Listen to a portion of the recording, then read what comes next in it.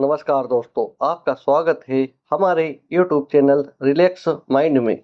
मनुष्य के रात्रि के समय सो जाने के बाद आत्मा कहाँ जाती है, यही जानने के लिए इस वीडियो को पूरा जरूर देखें। जय श्री कृष्णा भक्तों, सोने के बाद आत्मा कहाँ जाती है, क्या करती है, आत्मा का सबसे बड़ा रहस्य क्या है, क्या आप जानते हो? कई लोग इस सवाल का जवाब जानने के लिए इच्छुक रहते हैं। क्या कई बार सोने के बाद हमारी आत्मा परमात्मा से मिलकर आ जाती है? क्या इसीलिए हमें सपने आते हैं और सपने में हम कहीं पर भी चले जाते हैं और सपने में पता नहीं क्या क्या होता रहता है? अब आखिर सोने के बाद आत्मा कहाँ जाती? सोने के बाद आत्मा घूमने के लिए जाती है। अगर कोई बांध ले आत्मा को तो क्या होगा? इस सवाल का जवाब हर इंसान को जानना बेहद ही जरूरी है। कुछ लोग इस वीडियो को स्वीकार नहीं कर पाएंगे क्योंकि उनको लगता है कि यह सब पाखंड है। असल में पाखंड जैसा कुछ होता नहीं है। आत्मा कोई पाखंड नहीं है। आत्मा एक जीव है जो कभी नहीं मरता है। कुछ पत्रिकाएं आपको यह बता सकती है कि आत्मा नहीं होती है, लेकिन मित्रों, एक श्लोक में भगवान कृष्ण कहते हैं कि हे पार्थ, आत्मा को ना शास्त्र काट सकते हैं, ना आग जला सकती है, ना उसे हवा उड़ा सकती है और ना ही उसे कोई दुख होता है। आत्मा सदा ही अमर रहती है। दोस्तों, कुछ लोग कहते हैं कि सोने के बाद आत्मा पता नहीं कहाँ की यात्रा करके आती है। सपनों का मनोविज्ञान शुरू से ही मनुष्य के लिए अजीब सा विषय रहा है। दार्शनिकों, वैज्ञानिकों और मनोचिकित्सकों ने अपने अपने ढंग से इसकी व्याख्या की है। दोस्तों, जैसा कि आप सभी को मालूम है कि जब हम सब गहरी नींद में होते हैं तो हम सब सपना देखते हैं। सपना आज भी शोध का रोचक विषय बना हुआ है। जब हम रात में सोते हैं तो उस समय आत्मा का क्या होता है? क्या वह शरीर में रहती है या फिर कहीं चली जाती है? और भी ऐसे कई सारे सवाल होते हैं जिनका जवाब इंसान जानना चाहता है, क्योंकि हर कोई चाहता है वह अपने बारे में सब कुछ जाने। और जब आत्मा की बात आती है तो लोग इसके प्रति ज्यादा जिज्ञासु हो जाते हैं। वह जानना चाहते हैं कि आखिर हम इसके बारे में कैसे जान सकते हैं। बहुत सारे लोग तो ऐसे होते हैं जो साधु संत की मदद लेते हैं और उनसे जाकर इस बारे में बात करते हैं। लेकिन आज के इस वीडियो में हम आपको बताएंगे कि भगवान श्री कृष्ण ने आत्मा के बारे में क्या कहा है और आत्मा सोने के बाद कहाँ जाती है। इस बात का जवाब पाने के लिए वीडियो को अंत तक पूरा देखें और इस गीता ज्ञान की कल्याणकारिता में सहभागी बने। श्री कृष्ण के अनुसार आत्मा अमर है और वह शरीर की विभिन्न अवस्थाओं के बावजूद अपनी शुद्धता बनाए रखती है। सपनों और नींद के संदर्भ में गीता यह बताती है कि मन की अवस्थाएं बदलती रहती हैं, लेकिन आत्मा शाश्वत और अचल रहती है। सपने मन की गतिविधियों का परिणाम हो सकते हैं, लेकिन आत्मा की वास्तविक स्थिति उससे परे है। महाभारत के युद्ध से पहले अर्जुन को बहुत चिंता और असमंजस हो रहा था। वह समझ नहीं पा रहे थे कि अपने ही परिवार और गुरु के खिलाफ युद्ध कैसे करें। उनकी मन स्थिति इतनी विचलित हो गई कि वह ठीक से सो भी नहीं पा रहे थे। एक रात जब अर्जुन ने सोने का प्रयास किया तो वह भगवान श्री कृष्ण के बारे में सोचते सोचते नींद के आघोष में चले गए। उस रात अर्जुन ने एक अद्भुत सपना देखा। उन्होंने देखा कि वे एक सुंदर और शांतिपूर्ण वन में खड़े हैं, जहां चारों ओर हरियाली और फूलों की खुशबू बिखरी हुई है। उस वन में उन्हें एक दिव्य प्रकाश दिखाई दिया जो धीरे धीरे उनके पास आने लगा। जब वह प्रकाश उनके निकट आया तो उन्होंने देखा कि वह प्रकाश स्वयं भगवान श्री कृष्ण थे। श्री कृष्ण ने अर्जुन से कहा, अर्जुन, यह सपना नहीं है, यह तुम्हारी आत्मा का दिव्य अनुभव है। सोते समय जब तुम अपने मन की गहराइयों में होते हो तो तुम्हारी आत्मा सूक्ष्म रूप में दिव्य अनुभव कर सकती है। यह अनुभव तुम यह समझाने के लिए है कि आत्मा अमर है और किसी भी प्रकार के बंधन से परे है। अर्जुन ने श्री कृष्ण से पूछा, है केशव, यदि यह सपना नहीं है तो फिर सपने क्या होते हैं और हमारी आत्मा नींद में कहाँ जाती है? श्री कृष्ण ने उत्तर दिया, जब मनुष्य सोता है तो उसकी आत्मा अपने भौतिक शरीर से थोड़ा अलग हो जाती है, लेकिन वह पूरी तरह से उससे मुक्त नहीं होती। यह अवस्था जागृत और सुषुप्ति के बीच की होती है। इसी स्थिति में मनुष्य को सपने आते हैं, जो उसके मन और आत्मा की गहराई में बसे विचारों, इच्छाओं और भावनाओं का परिणाम होते हैं। सपने मन के विचारों का प्रतिबिंब होते हैं और आत्मा केवल एक साक्षी की तरह इन अनुभवों को देखती है। अर्जुन ने समझा कि सपने आत्मा की यात्रा का एक हिस्सा होते हैं, लेकिन वे पूरी तरह से वास्तविकता नहीं होते। वे मन के खेल होते हैं जो हमारी जागृत अवस्था से जुड़े होते हैं। अर्जुन का यह दिव्य अनुभव उनके लिए एक सीख बन गया। उन्होंने समझा कि आत्मा किसी भी सांसारिक बंधन से परे है और सपने केवल मन के विचारों का प्रतिबिंब है। इस अनुभव ने अर्जुन को आत्मिक शांति और साहस दिया, जिससे उन्होंने महाभारत के युद्ध में अपने धर्म का पालन किया। यह कथा इस बात को उजागर करती है कि सोने के बाद आत्मा अपने सूक्ष्म रूप में दिव्य अनुभव कर सकती है। सपने हमारे मन और आत्मा के भीतर की स्थितियों का प्रतिबिंब होते हैं। आत्मा अमर और शाश्वत है, जो किसी भी भौतिक स्थिति से परे है।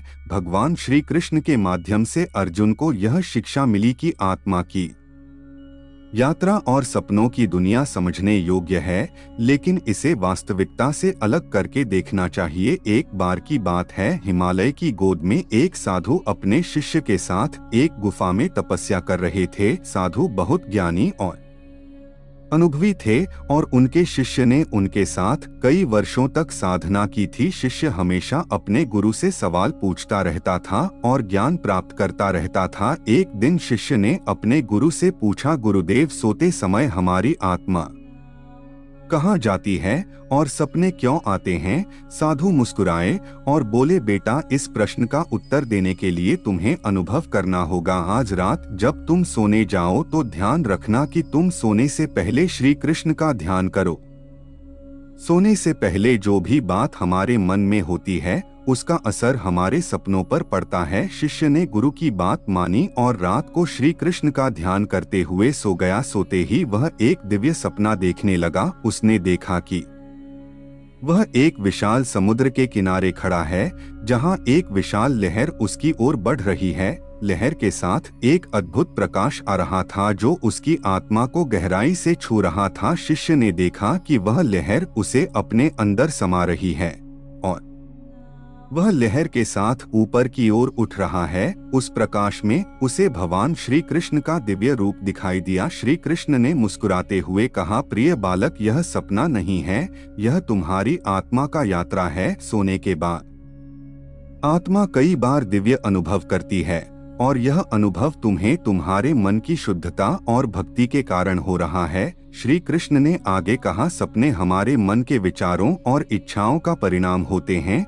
लेकिन जब मन शुद्ध होता है और आत्मा अपने शाश्वत सत्य से जुड़ जाती है, तो सपने भी दिव्य अनुभव में बदल जाते हैं। यह अनुभव तुम्हें यह सिखाने के लिए है कि आत्मा अमर और शाश्वत है। सोते समय आत्मा भौतिक संसार से परे होकर दिव्य सत्य के करीब पहुंच जाती है। सुबह होते ही शिष्य जाग उठा और उसने अपने गुरु को वह सपना सुनाया। साधु ने शिष्य को आशीर्वाद दिया और कहा, यह तुम्हारी साधना और भक्ति का परिणाम है कि तुम्हें यह दिव्य अनुभव हुआ।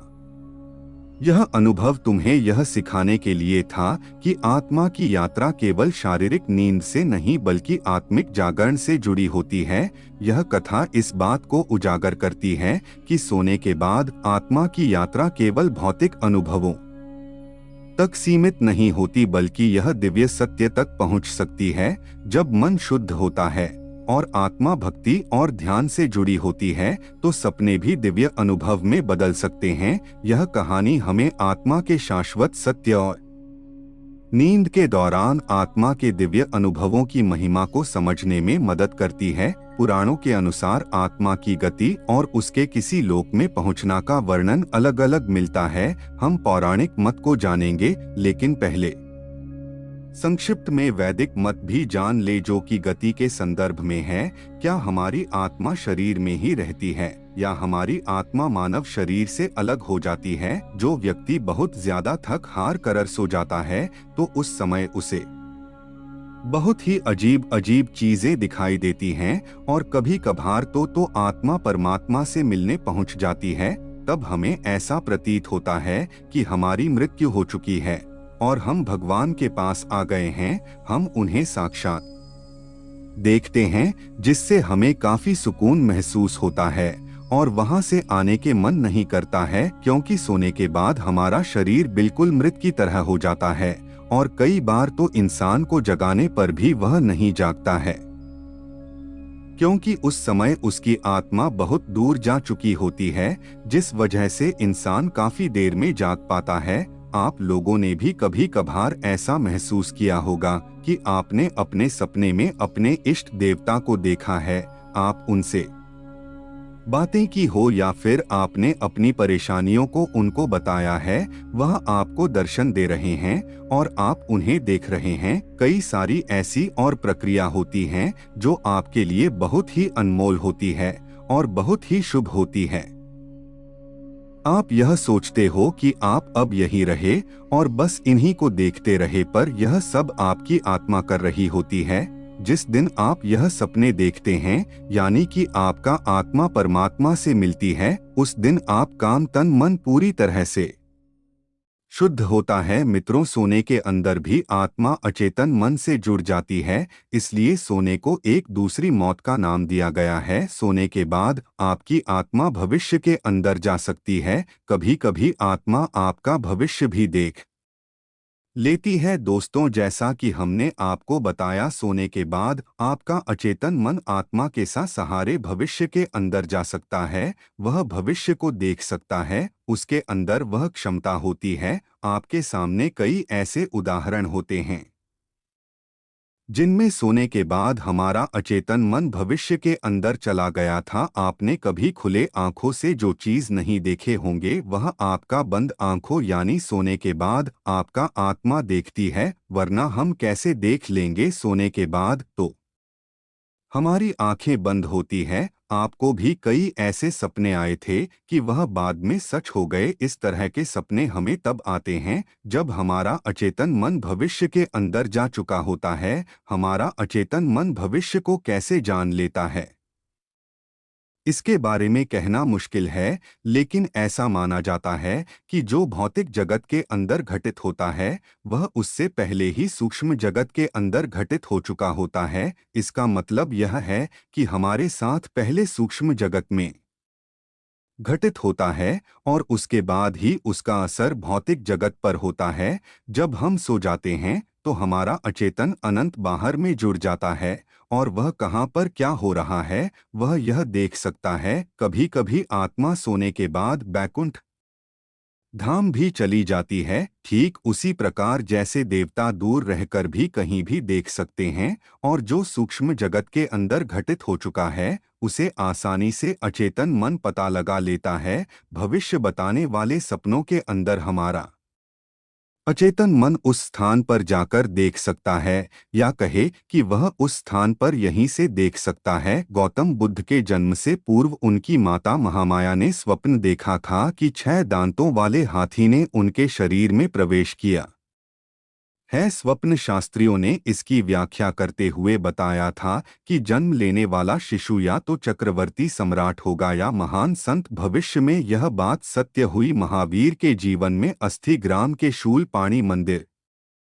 में रात के अंतिम प्रहर में देखे गए ऐतिहासिक स्वप्न का उल्लेख है। महावीर ने स्वप्न में पिशाच की मौत, सफेद पंछी, कोयल, फूलों के हार, बैल, कमल के फूलों का सरोवर, समुद्र, रवि की किरणें, बाहों में लिपटा पर्वत तथा मेरू पर्वत की चढ़ाई देखी। उसी गांव के ज्योतिषी ने 9 स्वप्नों का विश्लेषण किया और बताया था। 2 फूलों के हार वाले एक स्वप्न का विश्लेषण महावीर ने स्वयं बताया था कि यह गृहस्थ और संन्यास दोनों में विश्वास जगाने का बोध है। आत्मा हमारे शरीर में ही रहती है, केवल हमारा शरीर सो रहा है। सभी आंतरिक गतिविधियां चलती रहती, दिमाग का सिर्फ एक हिस्सा सो रहा होता है और उसकी आपातकालीन सेवाएं जारी रहती हैं और सोते समय हमारा दिमाग सोचना बंद कर देता है। आत्मा चेतना का स्वरूप है, वह ना तो सोती है और ना ही कहीं बाहर जाती है। आत्मा निरंतर विकसित होती रहती है। हमारे चेतन और अतीतन मन लगातार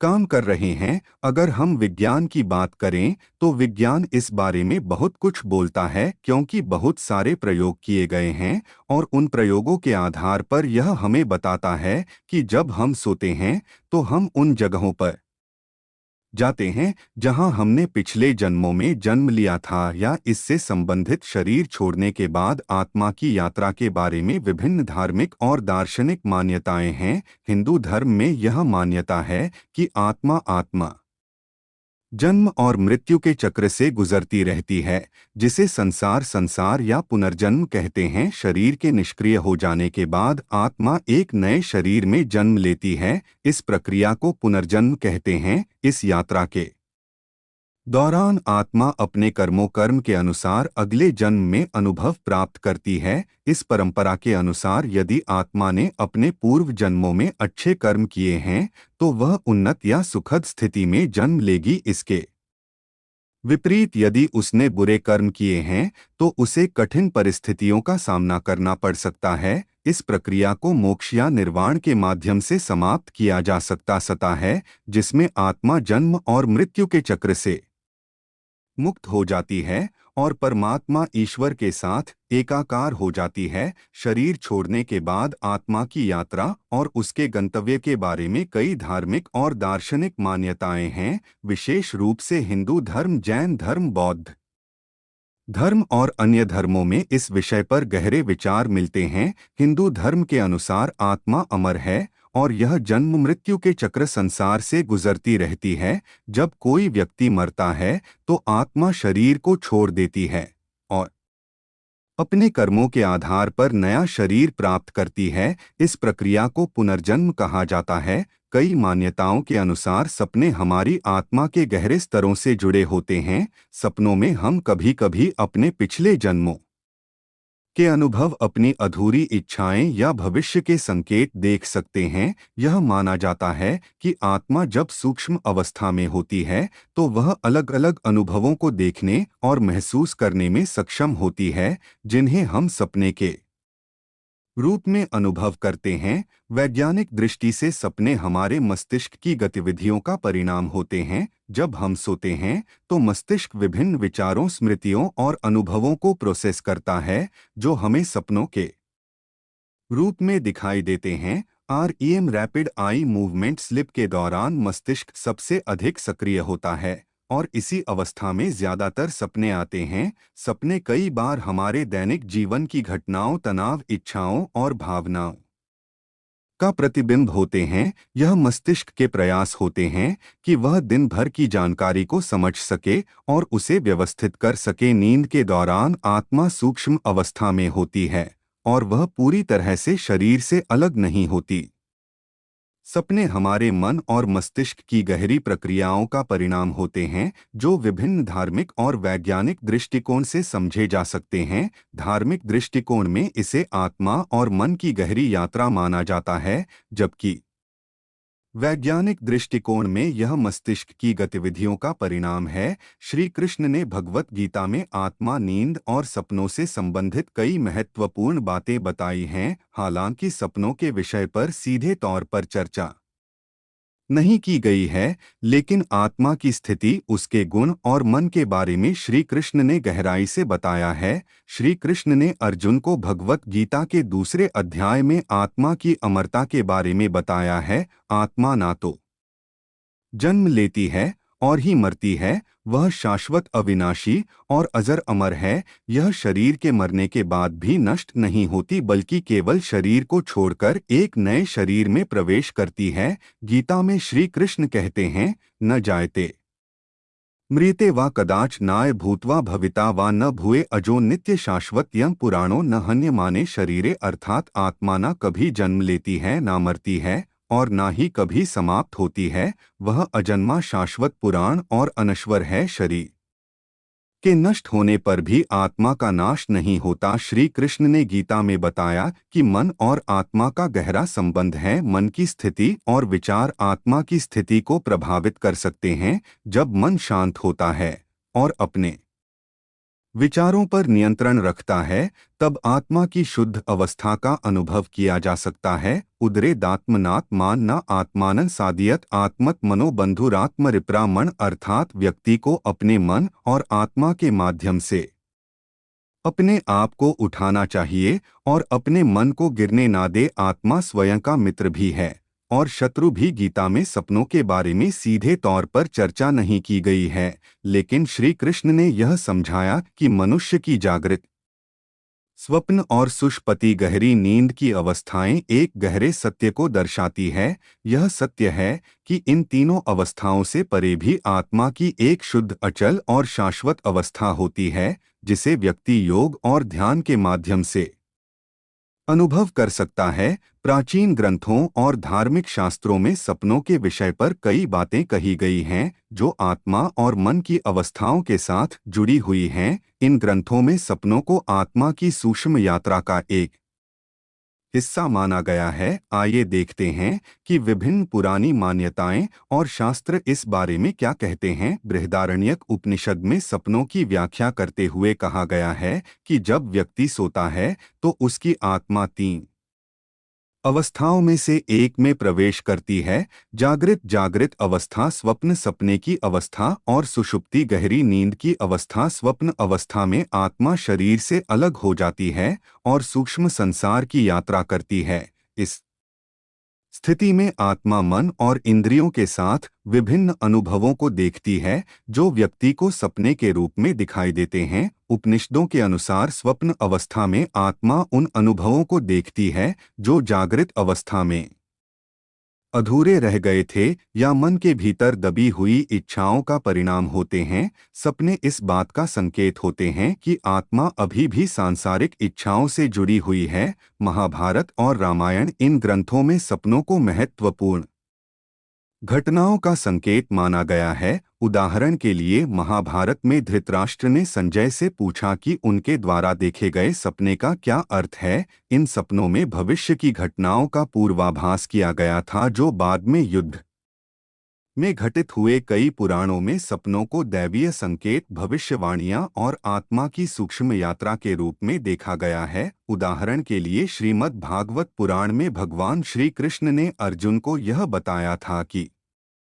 कुछ सप दिव्य होते हैं और वे आत्मा के पूर्व जन्मों के अनुभवों से भी जुड़े हो सकते हैं। योग शास्त्रों में कहा गया है कि जब मन शांत और नियंत्रित होता है तो व्यक्ति सपनों के माध्यम से आत्मा की सूक्ष्म अवस्थाओं का अनुभव कर सकता है। योगियों का मानना है कि सपने केवल मन की उपज नहीं है, बल्कि यह आत्मा की यात्रा का एक हिस्सा होते हैं। पतंजलि के योग सूत्रों में कहा गया है कि ध्यान और साधना के माध्यम से मनुष्य सपनों की प्रकृति और उनके वास्तविक अर्थ को समझ सकता है। योग के अभ्यास से सपनों पर नियंत्रण पाया जा सकता है और उनके माध्यम से आत्मा के सूक्ष्म सत्य का अनुभव किया जा सकता है। स्वप्न शास्त्र, जो प्राचीन भारतीय विज्ञान में वर्णित है, के अनुसार सपनों का अध्ययन मन और आत्मा की गहरी अवस्थाओं को समझने के लिए किया जाता है। इस शास्त्र में यह बताया गया है कि सपने हमारी आंतरिक इच्छाओं, भावनाओं और भविष्य की घटनाओं का प्रतीक होते हैं। आयुर्वेद में कहा गया है कि सपनों का हमारे शरीर और मन की स्थिति से गहरा संबंध होता है। शरीर की तीन दोष, वात, पित्त, कफ के असंतुलन के कारण विभिन्न प्रकार के सपने आते हैं। आयुर्वेद के अनुसार जब शरीर और मन संतुलित होते हैं तो सपने शांत और सुखद होते हैं और आत्मा का अनुभव शुद्ध होता है। मित्रों, सपने और जागृत अवस्था दोनों ही हमारे मन की सीमाओं के भीतर के अनुभव हैं। जब हम सोते हैं और सपने देखते हैं तो हम एक कमरे में होते हैं, और जब हम जागते हैं तो दूसरे कमरे में चले जाते हैं, लेकिन दोनों ही अवस्थाओं में हम बंधन में रहते हैं। उनके अनुसार यह जीवन और मृत्यु दोनों ही बंधनों के भीतर होते हैं और इनसे बाहर निकलना ही असली जागरण है। साधारण व्यक्ति के लिए जागरण का मतलब सुबह उठकर अपने दैनिक कार्यों में लग जाना होता है, जबकि एक संत के लिए जागरण का अर्थ है बंधनों से पूरी तरह मुक्त हो जाना। साधारण व्यक्ति अपनी पूरी जिंदगी एक प्रकार के सपने में ही बिताता है, कभी आंखें बंद करके तो कभी आंखें खोलकर, यहाँ तक कि मृत्यु भी इस सपने को खत्म नहीं करती, बल्कि यह भी एक नया सपना बन जाती है। वास्तविक मुक्ति और जागरण तभी संभव है जब हम इन सभी सपनों से बाहर निकल जाएं और असली स्वतंत्रता प्राप्त करें। मित्रों, इसलिए सपने कुछ भी नहीं होते और यह वही होते हैं जो हम दिन भर सोते रहते हैं, वह हमारे दिमाग में चलते रहते हैं। बाकी ऐसा कुछ भी नहीं होता है। अगर अपने में दिखाई हुई चीज सच होती तो आज हमें सब कुछ अलग ही मिलता। आप ऐसा कुछ भी नहीं है और आत्मा का यह क्या ऐसा रहस्य है, किसी को भी इसका कुछ सही तरीके से नहीं पता है। बस हम तो भगवान श्री कृष्ण से यही सुनते हैं कि आत्मा अजर अमर है और उसको ना तो कोई काट सकता है, नहीं भी हो सकता है और ना ही जला सकता है। भगवत गीता आत्मा की अमरता पर प्रकाश डालती है। यह सिखाती है कि स्वयं आत्मा की शाश्वत प्रकृति भौतिक शरीर से परे। भगवान कृष्ण अर्जुन को ज्ञान प्रदान करते हैं, आत्मा के अविनाशी और अपरिवर्तनीय सार पर जोर देते हैं, जो जन्म और मृत्यु से अप्रभावित है। पुनर्जन्म की अवधारणा की तुलना आत्मा द्वारा पुराने शरीर को त्यागने और निरंतर चक्र में नए शरीर धारण करने से की जाती है। आत्मा की स्थायित्व को समझने से जन्म और मृत्यु के चक्र से मुक्ति मिलती है, जो निस्वार्थ कर्तव्यों, भौतिक आसक्तियों से अलगाव और भक्ति ज्ञान या अनुशासित कर्म के माध्यम से ईश्वर के साथ मिलन के माध्यम से प्राप्त होती है, जो व्यक्तियों को आत्म साक्षात्कार और आध्यात्मिक जागरूकता की और मार्गदर्शन करती है। भगवत गीता में बताई गई आत्मा की अमरता की अवधारणा हिंदू दर्शन में बहुत महत्वपूर्ण है। गीता एक पूजनीय ग्रंथ है जो जीवन, आध्यात्मिकता और कर्तव्य के विभिन्न पहलुओं को समाहित करता है तथा आत्मा की शाश्वत प्रकृति और क्षणभंगुर मानव अस्तित्व के साथ उसके संबंधों को संबोधित करता है। इसे शाश्वत, अविनाशी और अपरिवर्तनीय बताया गया है। भगवान कृष्ण दिव्य सारथी और शिक्षक अर्जुन को ज्ञान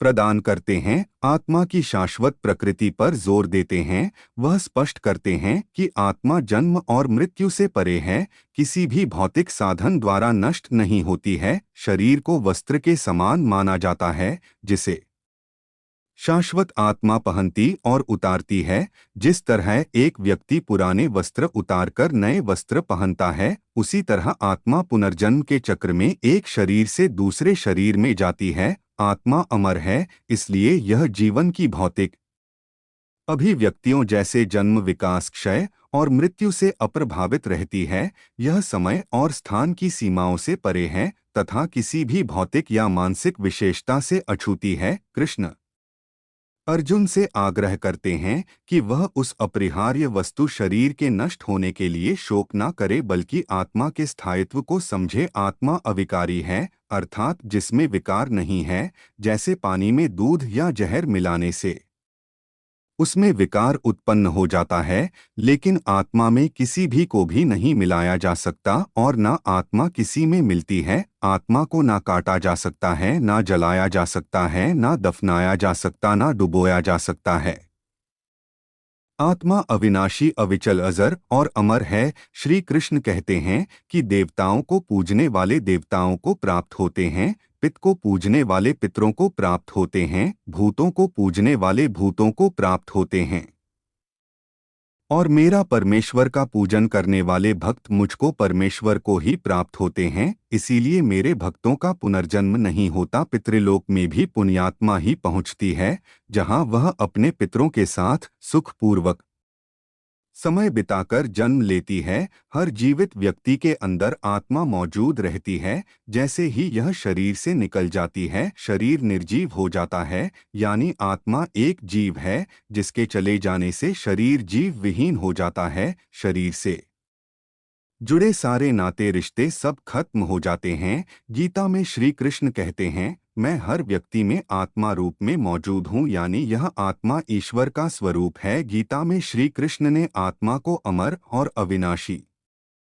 बताया है, जिसे ना शस्त्र कट सकता है, पानी इसे गला नहीं सकता, अग्नि इसे जल नहीं सकती, वायु इसे सोख नहीं सकती। यह तो ऐसा जीव है जो व्यक्ति के कर्मफल के अनुसार एक शरीर से दूसरे शरीर में भटकता रहता है। दरअसल आत्मा एक ऐसा रहस्य है जिसका रहस्य जितना सुलझाया गया है, यह उतना ही उलझता गया है, फिर भी इसे जानने का रोमांच मन में बना ही रहता है। इसलिए यहाँ हम आपको आत्मा के कुछ ऐसे रहस्यों को बता रहे हैं जिसे जानकर आप यकीनन हैरान रह जाएंगे। कठोपनिषद एवं पुराण में बताया गया है कि आत्मा अंगूठे के आकार की होती है। पुराण में तो इस अंगूठे के आकार की जीवात्मा को ही कर्म फल को भोगने वाला बताया गया है।